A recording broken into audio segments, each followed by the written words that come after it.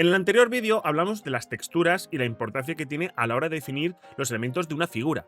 Pues bien, hoy toca meterse en la tan complejísima teoría del color. Bueno, lo de compleja, eso dicen, ya que además parece que nadie se pone de acuerdo en cómo debe ser y cada uno lo entiende a su manera. Voy a explicarte cómo aprendí la teoría, que parece que nunca acaba y requiere horas y horas de lectura, de libros y más libros hablando de color y bla bla bla. No. Yo voy a contaros lo que realmente es importante que sepáis del color y te daré una buena noticia. El resto lo vas a aprender por tu cuenta, o mejor dicho, lo vas a descubrir por tu cuenta. Porque los colores se ven, no se leen. Y si quieres aprender cómo se comportan los colores, debes olvidarte de la parte teórica y pasar a la práctica en la paleta. Así que prepara la paleta húmeda, que voy a empezar a contarte lo más simple y básico de la teoría del color, y te ayudaré a encaminarte en esa aventura de conocer los colores. Bienvenidos a la teoría simple del color. Y además vamos a ir ligeros, así que espero que me sigas el ritmo. Cada color tiene diferentes peculiaridades que definen qué color es en sí. El tono o matiz. Esta es fácil, es la diferencia de cada una de las variantes propias, como son verde, naranja, amarillo, rojo, magenta, azul, turquesa, etc. El valor indica la cantidad de luz o la carencia de luz que tiene ese tono de color. En otras palabras, cuánta cantidad de blanco o negro tiene, si es más claro o más oscuro.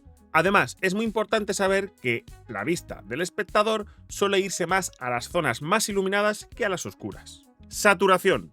Por norma, los colores primarios, que son cian, magenta y amarillo, y los secundarios, mezcla de los primarios, y todos los tonos intermedios de estos serían los colores más saturados por naturaleza. Cuando un color pierde saturación, se acerca al gris y se dice que es desaturado. Más tarde te enseño una forma muy buena para desaturar un color. Además, como en la tabla anterior del valor de luz, cuando se acerca al negro o al blanco también se desatura. Aquí un color saturado atraerá más la vista al espectador que uno desaturado. Estas son las tres características que definen un color concreto, y son estas las que podemos modificar para cambiar los colores mezclándolos entre ellos. Con el uso de los tres primarios más el blanco en la paleta, podemos crear todos los colores existentes, graduando el tono, el valor de luz y la saturación. Y te preguntarás, Nacho, ¿y el color negro? El color negro es la mezcla de todos los primarios. A la hora de pintar un elemento cualquiera, debemos pintar las sombras, el tono medio y las luces, y al hacerlo debemos conseguir que se diferencien entre ellos. O lo que es lo mismo, debemos conseguir que contrasten entre ellos. El contraste, según la RAE, lo define como oposición, contraposición o diferencia notable que existen entre personas o cosas. Cuanto más diferencia entre dos colores, mayor contraste. De primeras pensarás que la mejor forma de hacerlo es mezclando negro para las sombras, o lo que es lo mismo, bajar el valor de luz de ese color, y en añadir blanco para las luces, subiendo así el valor de luz. Este es el método que algunas marcas comerciales muy conocidas quieren que uses, ya que es el más sencillo y te animan a seguir comprando sus productos, pero es aburrido, hace que tus miniaturas se vuelvan monótonas, no tengan vida, y créeme, termina cansando el proceso de pintado y el ver siempre los mismos acabados una y otra vez. Los grandes pintores jamás usan este método únicamente, lo mejor es combinarlo con otras formas de conseguir contraste entre sombra y luz. Yo te enseñaré distintas formas de conseguir ese contraste sin únicamente variar el valor de luz de ese color, y aquí van algunas. Empezaré por el que acabamos de comentar, que es el contraste por valor de luz. Un color oscuro y un color claro, negro y blanco, respectivamente. Y ya estaría, así de simple y aburrido, aunque suele ser el pilar central a la hora de iluminar y sombrear, pero añadiendo los siguientes trucos. Temperatura. ¿Y si, en vez de meter solo negro para las sombras a ese rojo, por ejemplo, metemos algo de color también como un poco de azul?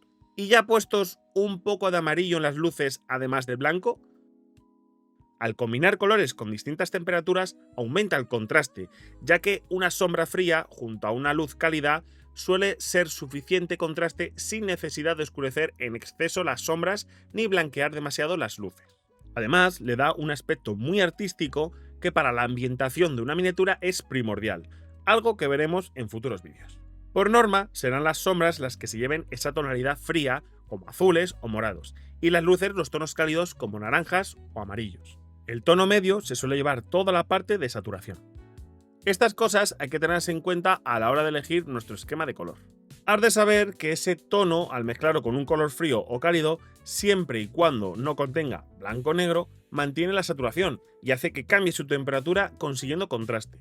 Así ya conoces una forma más de contraste, por temperatura.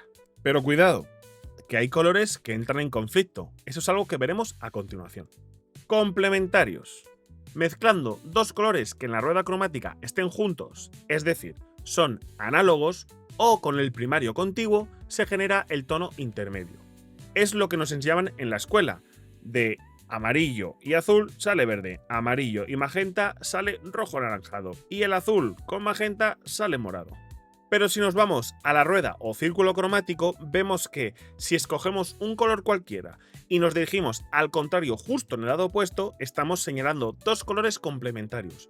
Son aquellos colores que más se alejan entre sí, como si fueran archienemigos.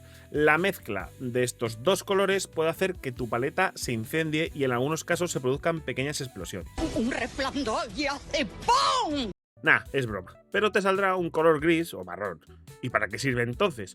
Bueno, para conseguir desaturar un color podemos agregarle gris, o mejor aún, agregarle el complementario. Es muy común que se empiece con marrones al principio, especialmente en colores cálidos y luego se va iluminando con color. En rojos, naranjas y sobre todo los amarillos funcionan así.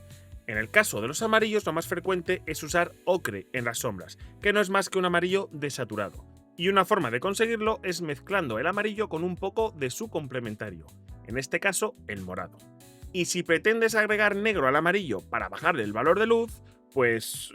en fin, descúbrelo tú mezclándolos en la paleta, así verás que sale con tus propios ojos. Es ultra importante que sepas que hay que reconocer estas características de los colores a la hora de conseguir que ese elemento que estamos pintando no sea un simple color cualquiera. Te cuento el ejemplo. Hay una diferencia entre pintar un verde de la piel de un orco y un verde de una armadura de un marine, o el verde de la vegetación. Cada uno tiene sus variaciones que son vitales para darle credibilidad al elemento que estamos pintando. Por ejemplo, podemos pintar la piel de una figura de un alienígena o un orco de color verde, pero si lo hacemos con un verde demasiado saturado, perderá esa sensación de orgánico, natural y parecerá artificial. Por eso es mejor usar un verde algo desaturado, como los verdes militares. De ahí la importancia de saber identificar cuándo un color es saturado y cuándo no. Además, las luces han de tener un valor de luz alto, es decir, irse al blanco para dar la sensación de brillo natural por el sudor o la grasilla de la piel. Podemos detallar distintas partes con tonos cálidos para dar la sensación de estar vivo, como la sangre debajo de la piel y demás. En el caso del verde, mejor tonos amarillos y naranjas, porque el magenta y el rojo... En fin, otra más que deberás descubrirlo en la paleta, y si lo sabes, déjamelo en comentarios. En el caso de la armadura del marine espacial, estamos pintando algo más parecido al metal, es decir, un elemento artificial o sintético, por lo que podemos usar colores más saturados si queremos. Las sombras pueden ser más oscuras y las luces muy claras para dar la sensación de reflejo metálico. El uso de un contraste por temperatura puede funcionar, pero no únicamente. En este tipo de elementos funciona mejor el contraste por valor de luz, tanto en las sombras como en las luces, aunque siempre puede ser interesante meter algo de color. En la vegetación, al ser algo vivo, dependerá del estado de las plantas. Como en la piel orgánica, tampoco es bueno usar un verde muy saturado, pero eso depende de ti, ya que funciona casi todo. Yo te recomiendo jugar con la temperatura, especialmente en las luces. Si te fijas en fotos reales, cuando a la planta le da el sol, puede tener un brillo amarillento, así que puedes usar eso a tu favor.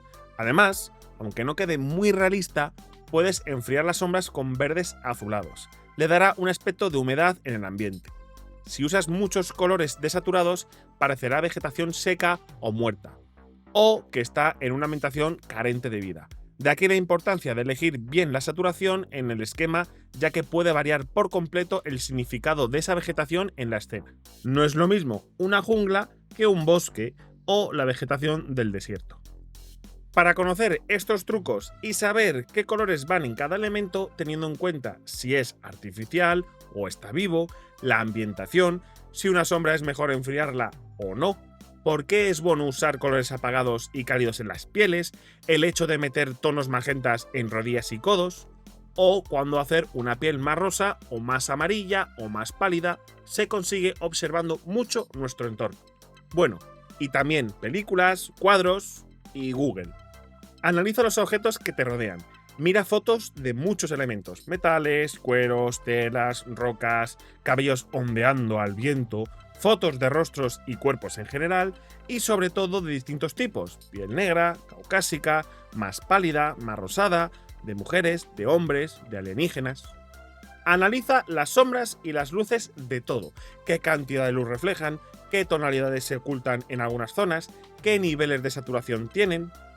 Y no hay mejor forma de descubrir cómo interactúan los colores que agarrar la paleta, meter muchos colores, mezclarlos entre sí y ver qué sale. La teoría esencial es muy poca la que necesitas saber. Lo que realmente ayuda es ver los colores mezclándose en tiempo real en la paleta, cómo reaccionan los pigmentos entre ellos y qué otras tonalidades aparecen y qué características cambiamos.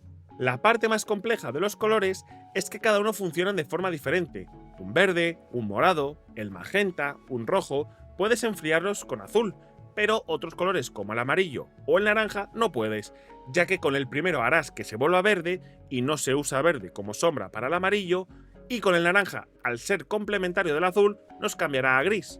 Un truco es pasar del naranja al rojo y luego añadir a ese rojo un poco de azul. De igual manera podemos iluminar con amarillo casi todas las tonalidades, excepto los morados y los violetas por ser complementarios. Y asimismo, el amarillo, si queremos iluminarlo, solo podremos añadirle blanco. Colores como el verde son más versátiles, ya que admiten casi cualquier color para las sombras y las luces. Así que te recomiendo que cuando vayas a pintar esa piel de tu nuevo busto, o ese marín espacial, o lo que sea que estés pintando, mires referencias, muchas referencias, y llenes la paleta de pinturas con tonalidades, saturación y valor diferentes, y empieces a experimentar con el pincel. Tardarás algún tiempo, ya que el proceso es lento y se memoriza poco a poco, pero es muy divertido, créeme. Y después te será mucho más fácil acertar con un esquema de color, encontrarás un buen contraste en tus miniaturas y te acercarás más a la meta de usar más tu lado artístico. Bueno, ya sabes lo suficiente de la teoría del color. Ahora empiezas con la práctica del color. ¡Adiós!